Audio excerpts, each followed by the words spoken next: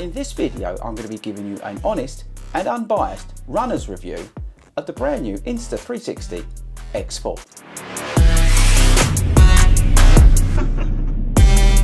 Hello and welcome to Fordy Runs. My name is Chris Ford and I'm a running coach who likes to make running videos here on YouTube. And today we're going to be reviewing the Insta360 X4. Now, if you are unsubscribed to this YouTube channel, you won't know that we make a lot of running content on this channel, including running vlogs, shoe reviews, and some tech reviews as well. Now, we use different cameras and different technology to film all the stuff that we do on this channel. And one of the most important cameras that we do use is this, the Insta360. So in this video, I'm going to tell you how I use the Insta360, what I think about the brand new X4 version, the likes, the dislikes, and then I'm going to tell you at the end of the video whether I recommend you buy it over the X3 or the X2, or even over a GoPro. Okay, so yes, I use different cameras for different things when we're filming on this YouTube channel, but I really do like using the Insta360 camera for race vlogs and some of the shoe reviews. In particular on the race vlogs, I think it gives that sort of, what's that word? POV experience from, you know, starting and through the race and all that kind of stuff. And then as you cross the finish line, I think the Insta360 camera captures it exceptionally well. One of the most amazing things with this camera is that you never see the selfie stick when you're filming, and that's awesome. And I say, it gives you that real experience, hopefully, that you feel like you're part of the run. You can really feel the sort of connection within the race. And again, with the running shoe reviews, you know, you can get those sort of shots which normally would have a selfie stick in them. So that's why I really like the Insta360 cameras. And there's some other things I like, and we'll come on to them in a bit. So, right, let's talk about the X4. So like I said, I've had X2, X3, I think I may even had the first version as well, but now we've got X4. So let's briefly talk about what's new here. Okay, so the X4 is £499 here in the UK. You've got new resolutions and frame rates. You've got 8K, 5.7K by 60 and 4K by 100, which is awesome for the slow-mo. You've got these removable lens guards that come on the camera. The battery life has been extended. You've now got 135 hours versus 81 in the X3 if you're filming at 5.730. The USB and Wi-Fi speed's been increased, so it's a lot quicker to sort of download and upload and change things. And the screen size has increased as well. So they're the sort of main new bits that come on the X4. Now, just a disclaimer, this is not going to be a very technical review, okay? I'm going to tell you what this is like as a runner, as a running content creator,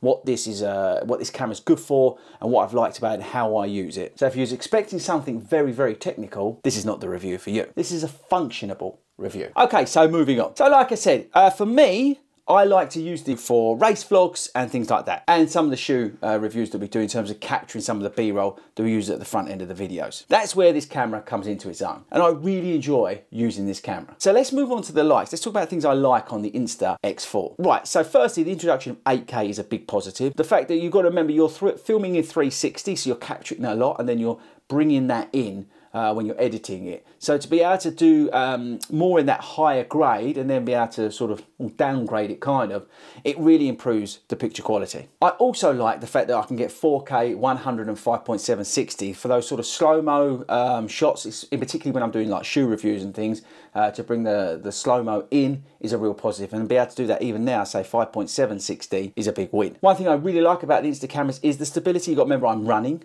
sometimes running very fast, so to have the stability in here, not require a gimbal or anything like that, is a real positive of these cameras. You've got the magic trick of the selfie pole disappearing. I appreciate that's on all the cameras, but I've got to mention it because it's one of the big positives. The versatility of this, and what they've done is in terms of the ability to in edit to pick different frames and move stuff around to track and all that kind of stuff that's really technical, and I don't really know the insides and outs of it, but when I'm editing, to be able to move shots around and to go with, like, if I say shoe reviews, if I'm, you know, behind the shoe and bring it round, those kind of shots are really awesome.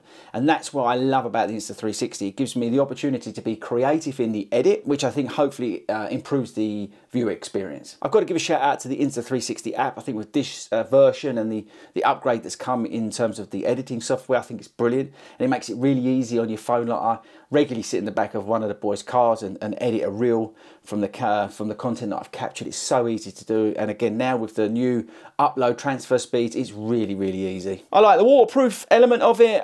That's great because it's the UK and it rains a lot. Battery life 60% more, awesome, we like that. And that's probably about it in terms of the likes. Right, okay, dislikes. Now firstly, size and weight is a real problem. The X4 has grown a lot taller and is a lot heavier the version 3. So just to give you some weights on these things, because remember, I'm carrying this in a run. The X4 is over 200 grams and the X3 is just under 180 grams. Now, that might not seem a lot, but when you're running and maybe you're out there for like an hour and 45 minutes or whatever, that's quite a lot. To give you another comparison, the GoPro is 155 grams, so a lot lighter than the Insta camera. Okay, the X4 sound has not been dramatically upgraded. This is an audio test for the new Insta360 X4 as I'm walking down to the finish of park run.